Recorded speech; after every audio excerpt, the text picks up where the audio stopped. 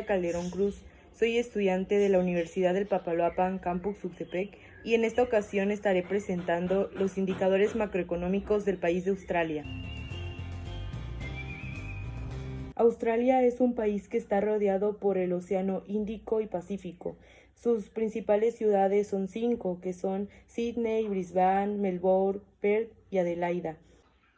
Es la primera economía en Oceanía, la cuarta en TPP, que es un tratado de libre comercio firmado por 11 países de la cuenca del Pacífico.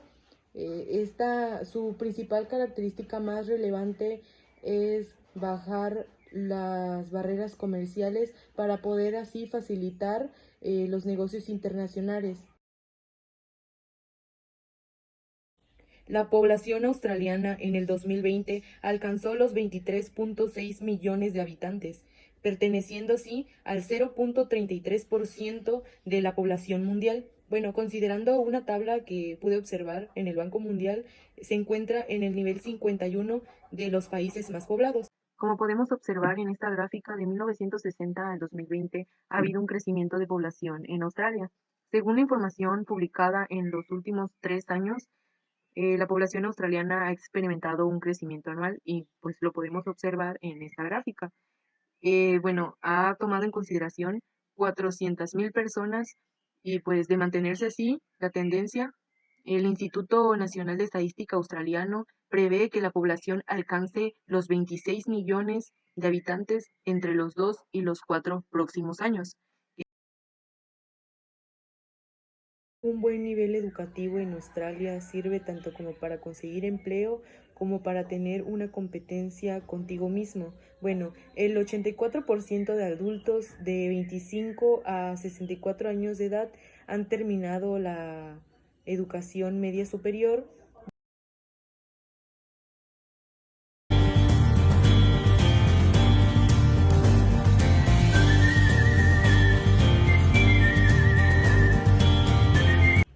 El PIB o el Producto Interno Bruto es un indicador que mide el valor en términos monetarios de la suma de todos los productos y servicios producidos en el mismo territorio. Esta es la gráfica del Producto Interno Bruto de Australia. La tomé de 1961 al 2019 en términos porcentuales. El Producto Interno Bruto es la medida más amplia de la actividad económica y también un indicador que es la clave para la salud de la economía. La economía australiana se encontraba en una situación muy sana. El fuerte crecimiento económico se unía al mercado laboral estable con tasas reducidas y altos niveles de productividad. Bueno, en 1969, como podemos observar, es el punto más alto. La economía había registrado 6 años consecutivos de resultados económicos favorables.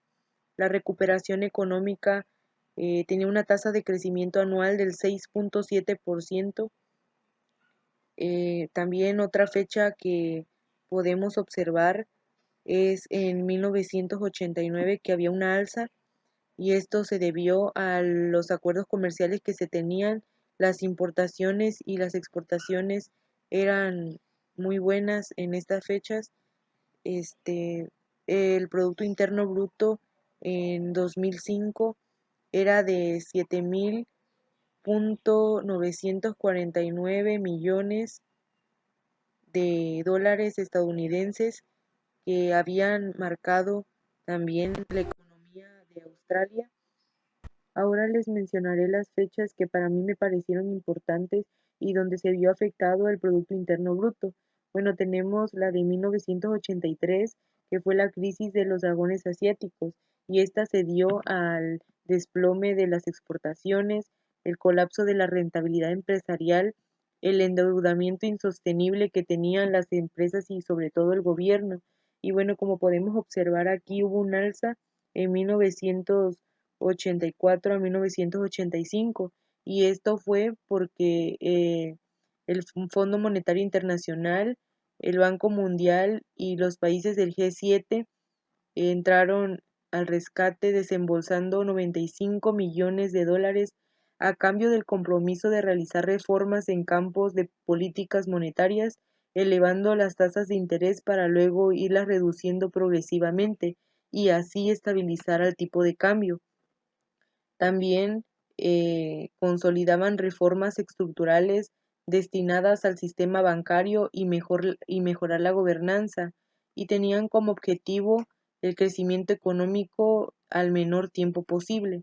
Otra de las fechas importantes fue en 1990 a 1993 de la crisis inmobiliaria. Bueno, esta se registró con una caída de la producción y al comercio mundial y sobre todo a las economías desarrolladas. Bueno, dentro del Producto Interno Bruto se contabilizan las importaciones y las exportaciones. Las importaciones son el conjunto de bienes y servicios comprados en un territorio extranjero que se contabiliza en el territorio nacional.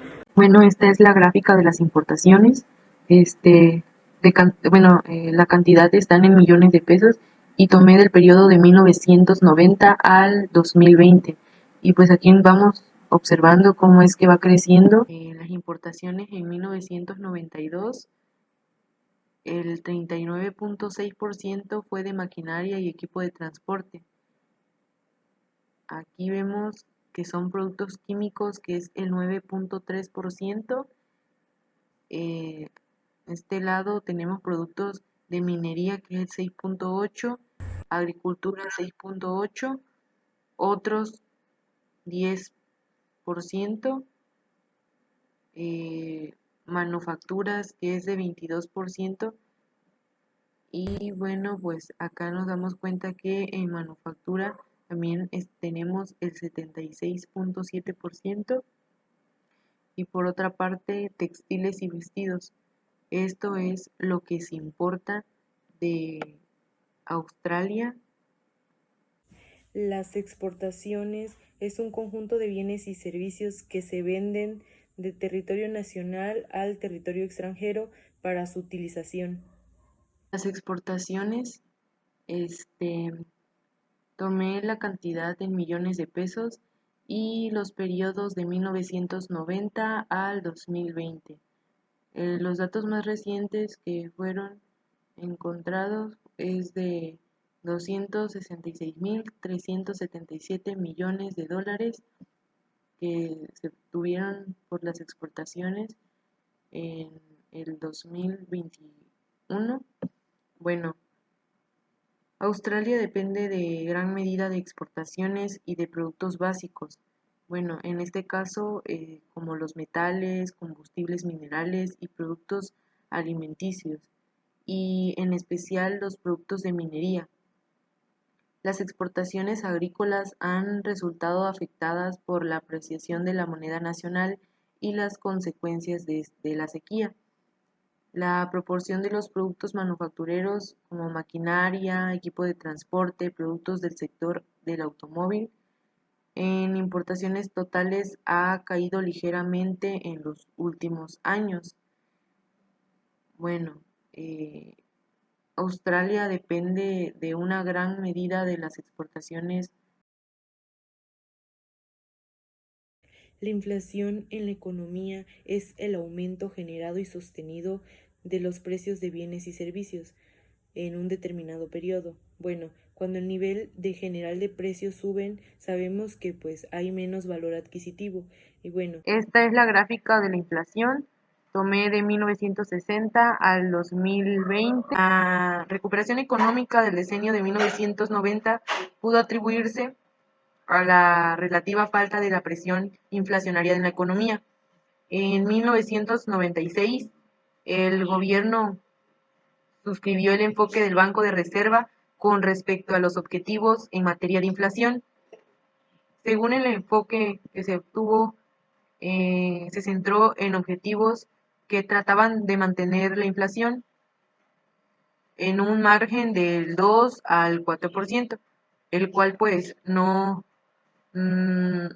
dio resultados, pero no como lo esperaban. Y bueno, el Banco de Reserva respondió al recalentamiento de la economía mediante la elevación de los tipos de intereses para poder regular la inflación en estos años, y se disminuyó hasta el 2%, del 2 al 3%, como promedio a medio plazo.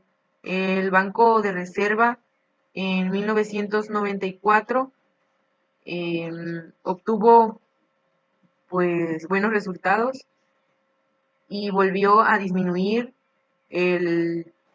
la tasa de interés al 2%. En 1996 a 1997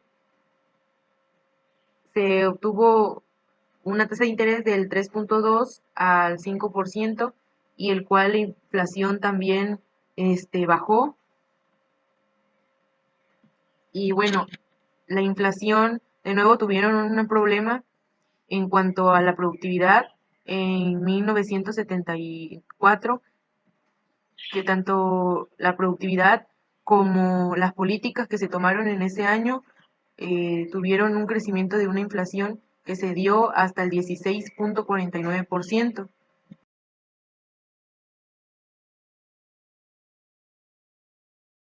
El tipo de cambio es una referencia que se usa en el mercado cambiario para saber cuántas unidades de moneda nacional deben pagarse para obtener una moneda extranjera, o similarmente cuántas unidades de moneda deben venderse para obtener una moneda extranjera. En la siguiente gráfica se muestra el tipo de cambio de los periodos de 1960 al 2020 en términos porcentuales. Bueno, hasta la década de los 80 el dólar australiano tuvo un tipo de cambio fijo, que frenó en 1971 frente a la libra esterlina y posteriormente al dólar americano.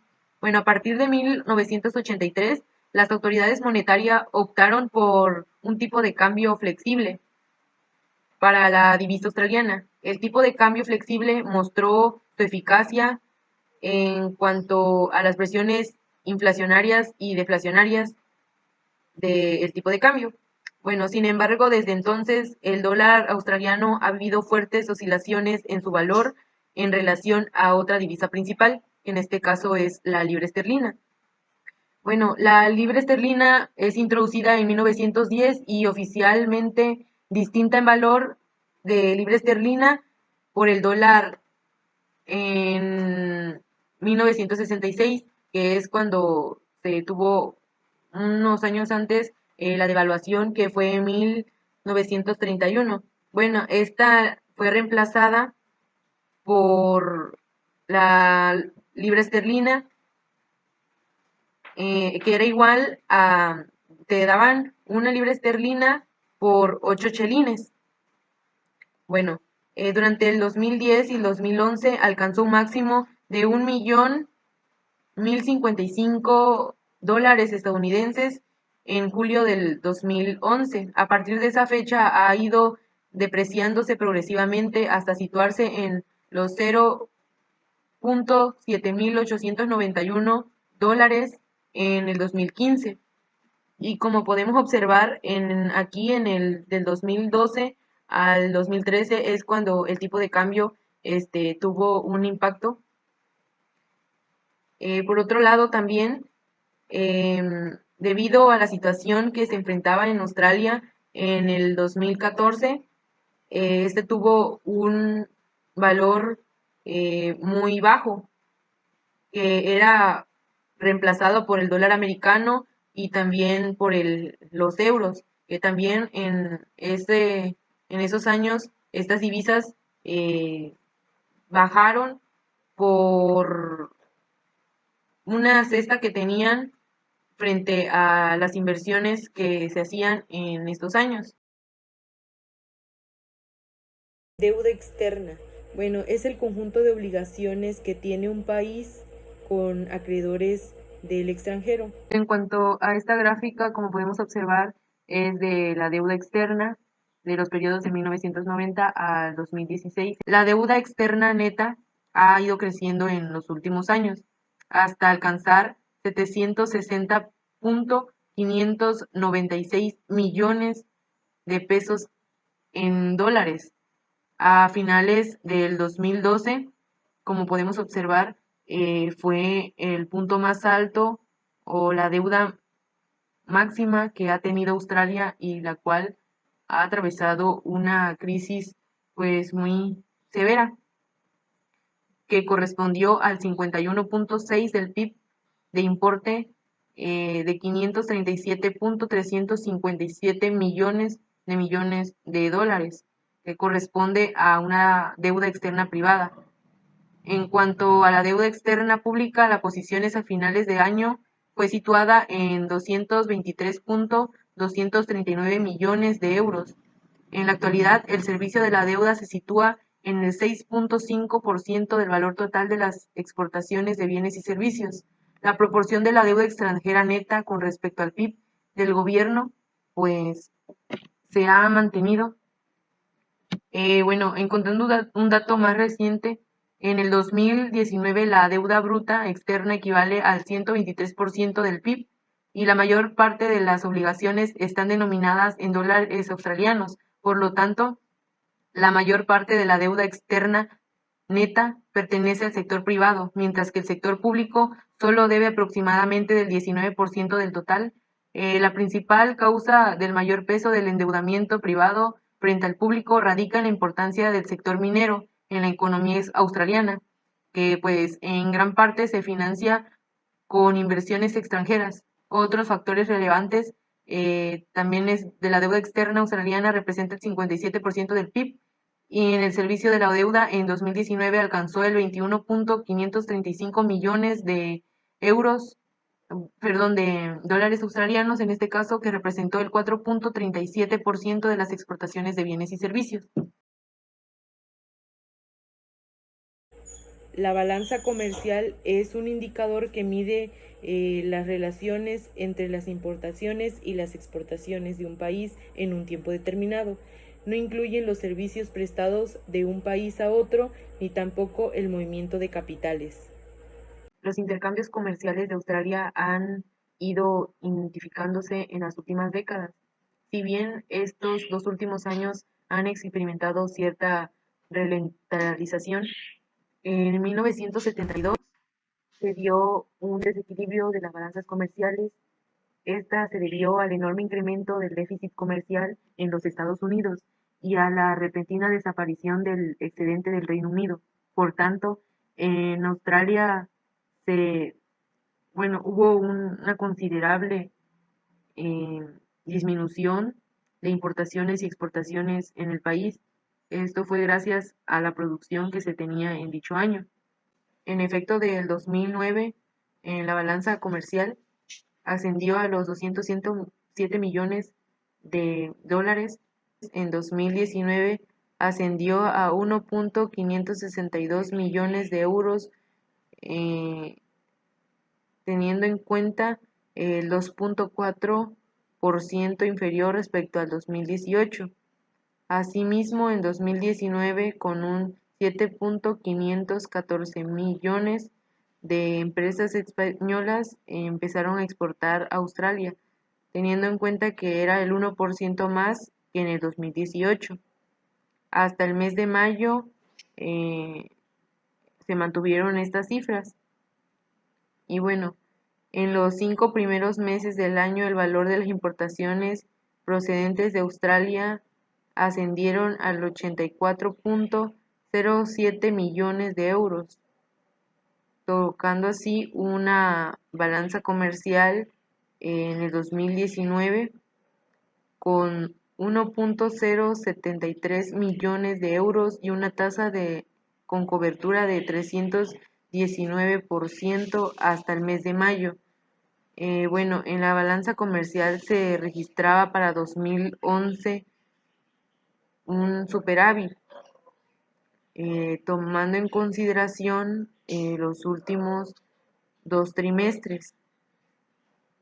Desde el 2011, la inversión bruta aumentó en 52 millones de euros hasta los 86 millones de euros en 2013 y dirigiéndose principalmente a los sectores energéticos, bueno, que cayó en un 43.5% hasta los 48.6 millones de euros, concentrándose en el transporte aéreo, la exportación de crudo y la construcción especializada.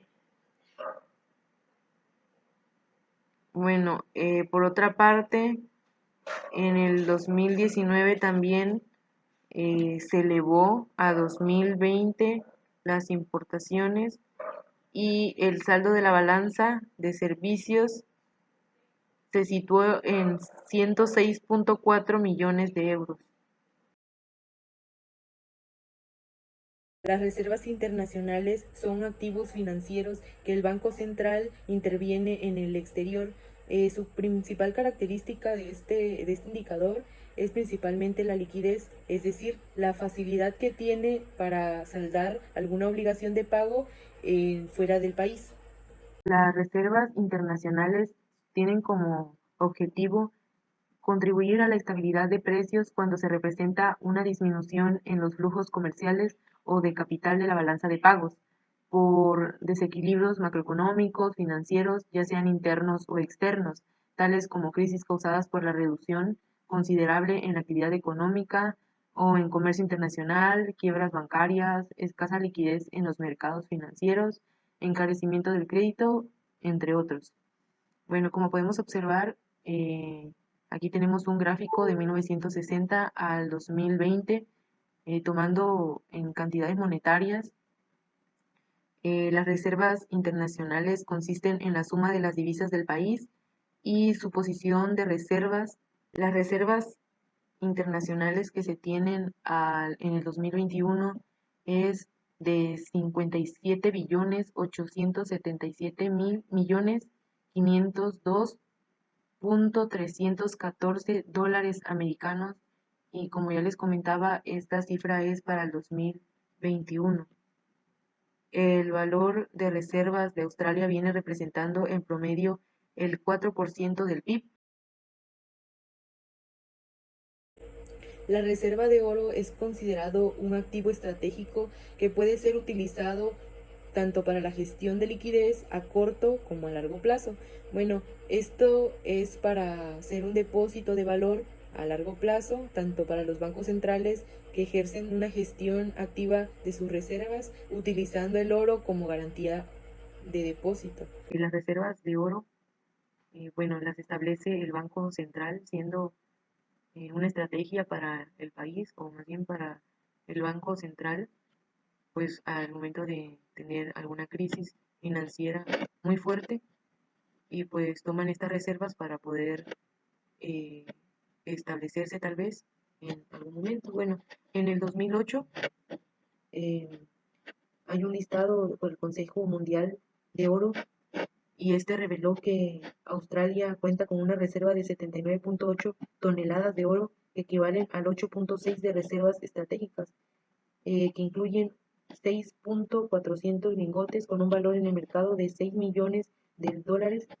Sin embargo, de acuerdo con la información también del propio banco, en el 2000, eh, en el 2014, Australia ascendió a las 80 toneladas, que eran las que se esperaba para el 2018, y pues se pudo reservar más oro. Esas reservas incluyen 11 toneladas que desde el supervisor australiano reconoce que han sido objetos de préstamos con otros bancos. Ahí se puede radicar la diferencia entre las cifras publicadas en el Consejo de Oro y la figura que en realidad tiene el Banco Central. Según esta, es el 99.9% de esas reservas se encuentran almacenadas en las cámaras acorazadas del Banco de Inglaterra en Londres. El PIB per cápita, ingreso per cápita o renta per cápita es un indicador económico que mide la relación existente entre el nivel de renta entre el país y su población. Para ello se divide el país entre dicha población. Tomé datos de 1960 al 2020 en términos porcentuales y bueno, comenzaré explicándole un poco de los puntos más relevantes que pude observar. En 1970 Australia había tenido un resultado económico mejor, bueno, más favorable porque se mantuvo dentro de las ventajas competitivas primarias y no impulsó el desarrollo de una industria insuficiente. Australia tuvo inmigración británica y produjo una gran medida un sistema político, pocos partidos, gran estabilidad y nucleamiento de los sectores trabajadores.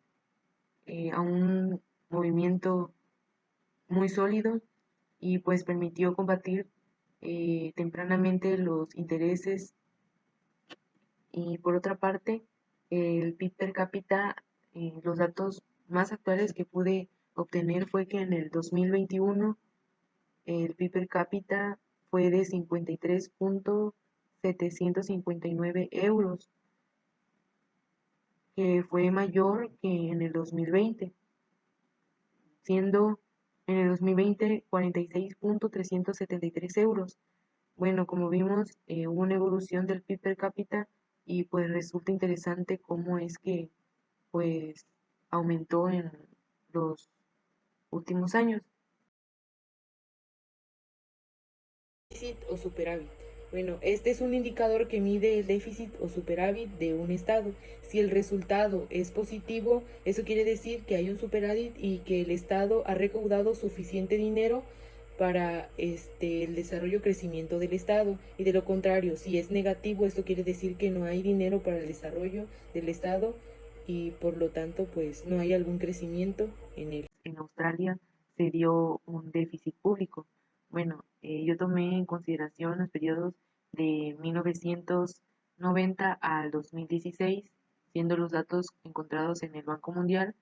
Bueno, el gobierno australiano anunció que el presupuesto nacional registrado eh, fue un déficit de 43.700 millones de dólares australianos, eh, siendo 45.676 millones de, de dólares americanos y convirtiéndose en 35.165 millones de euros en el año 2011 y 2012, que es el que vemos más relevante. Bueno, el resultado se situó ligeramente por debajo de los pronósticos de mayo, que se situaba también en un déficit en el periodo comprendido pues del 2011 al 2012. Bueno, que fue de 44.400 millones de dólares australianos, convirtiéndose en 45.993 millones de dólares americanos o 35.406 millones de euros. Bueno, para el 2000, para el 2020 y 22 tiene un déficit de el 65.456 millones de dólares.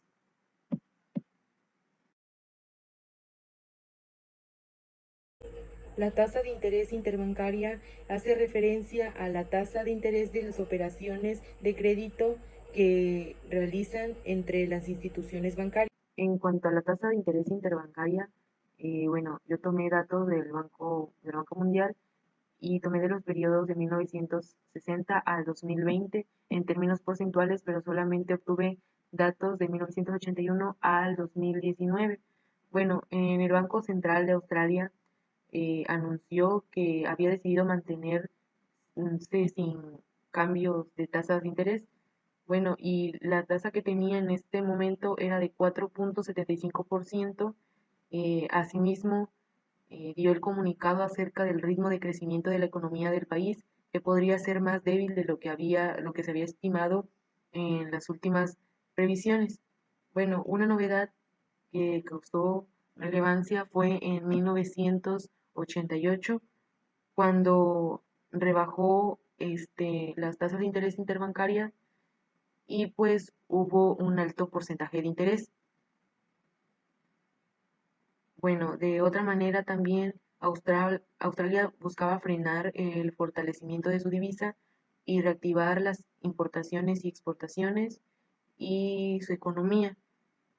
Eso se viene dando desde 1990 en cuanto este, a sus políticas han sido bajar la tasa de interés para que pues así pueda establecerse y mejorar las importaciones y las exportaciones en este caso. Pero bueno, más bien las exportaciones porque es la que ayuda al país para que mantenga o establezca una buena economía. Australia ha estado por debajo de sus tipos de intereses del 0.15 puntos desde el 0.25% hasta el 0.1% anual. Y esto ha sido todo en cuanto a los indicadores macroeconómicos. Gracias por su atención.